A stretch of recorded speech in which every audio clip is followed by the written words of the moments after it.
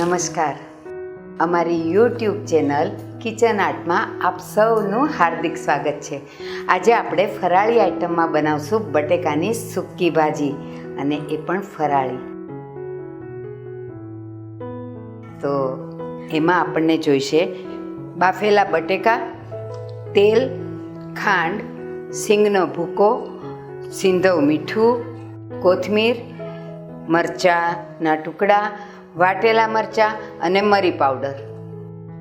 તો ચાલો આપણે શરૂ કરીએ ફરાળી બટેકાની સૂકી ભાજી.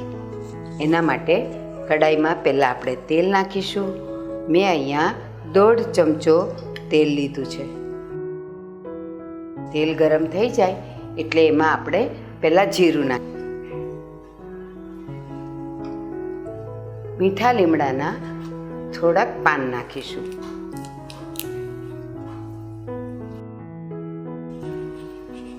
અને જે મરચાંના આપણે કટકા કર્યા હતા એ મરચાં નાખીશું. આનાથી સ્વાદ બહુ સરસ આવશે. અહીંયા મેં 4 થી 5 બટેકા, આશરે 250 ગ્રામ બટેકાને બાફીને એના ટુકડા કરી લીધા છે. તો હવે જીરું પણ ગરમ થઈ ગયું છે, મરચાં અને લીમડો પણ ગરમ થઈ ગયો છે. તો એમાં હું બટેકા નાખી દઈશ.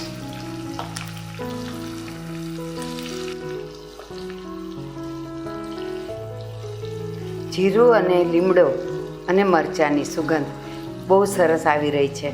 અને ઘરે ફરાળમાં આ શાક ચોક્કસ ટ્રાય કરજો, ખાવાની બહુ મજા આવશે. બસ હવે આ થોડું ગરમ થઈ ગયું છે. હવે એમાં આપણે નાખશું સ્વાદ પ્રમાણે મીઠું.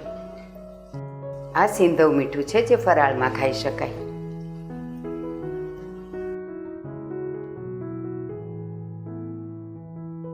હવે સ્વાદ પ્રમાણે તમને જેવું તીખું જોઈએ એ પ્રમાણે વાટેલા મરચાં નાખવાના. મારા ઘરમાં તીખું બહુ ઓછું ખાય છે એટલે હું થોડાક જ નાખીશ.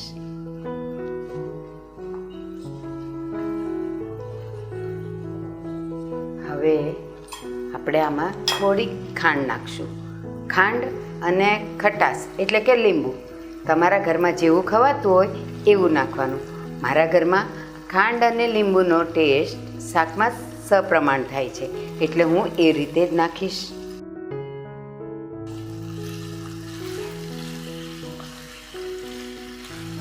હવે આને આપણે થોડીક વાર ચડવા દઈશું, ખાંડ ઓગળે ત્યાં સુધી. બસ બટેકા લગભગ બધા ગરમ થઈ ગયા છે અને હવે એને ચમચાથી થોડા મેશ કરવાના. એનાથી બટેકાનો સબ્જીનો લુક બહુ સરસ આવશે. હવે આમાં આપણે નાખીશું અડધા લીંબુનો રસ. જેના ઘરમાં ખટાશ વધારે ભાવતી હોય તો વધારે ખટાશ અને મીઠાશ એટલે કે ખાંડ વધારે નાખી શકો. હવે આમાં આપણે નાખીશું સિંગનો ભૂકો. સિંગનો ભૂકો પણ તમારા ઘરના ટેસ્ટ પ્રમાણે નાખવાનો. મારા ઘરમાં થોડો ચડિયાતો ખાય છે એટલે હું થોડોક વધારે નાખીશ.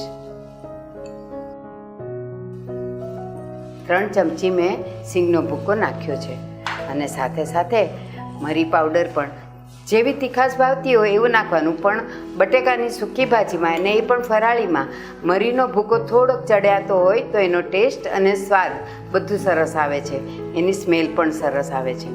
એટલે અહીંયા મેં અડધી ચમચી ઉપર મરીનો ભૂકો નાખ્યો છે.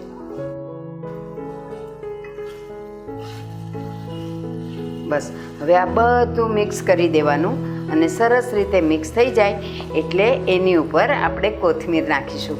કોથમીર તો હોય જ, કારણ કે કોથમીરથી લુક પણ સરસ આવે અને સ્વાદ પણ સરસ આવે. તો જુઓ, આપણી ફરાળી બટેકાની સૂકી ભાજી એકદમ તૈયાર છે. ચાલો હવે એની ઉપર હું થોડાક કોથમીરના પાન નાખી દઈશ.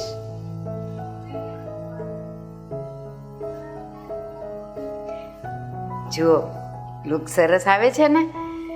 અને તમારા ઘરે આ ચોક્કસ ટ્રાય કરજો. મને ખબર છે અને આશા છે કે તમારા ઘરે બધાને ભાવશે. હવે હું અહીંયા ગેસ બંધ કરું છું અને શાકને સર્વ કરું છું. તો આપણી ફરાળી બટેકાની સૂકી ભાજી તૈયાર છે. અને આવી નવી નવી રેસીપી જાણવા માટે અને શીખવા માટે મારી યુટ્યુબ ચેનલ કિચન આર્ટને લાઈક કરો, શેર કરો અને સબસ્ક્રાઈબ કરજો. અને હવે મને ખાતરી થઈ ગઈ છે કે મારી યુટ્યુબ ચેનલને તમે બેલ આઇકોન દબાવીને નવી નવી રેસીપી તમારા સુધી લાવવામાં મદદ કરશો. Thank you.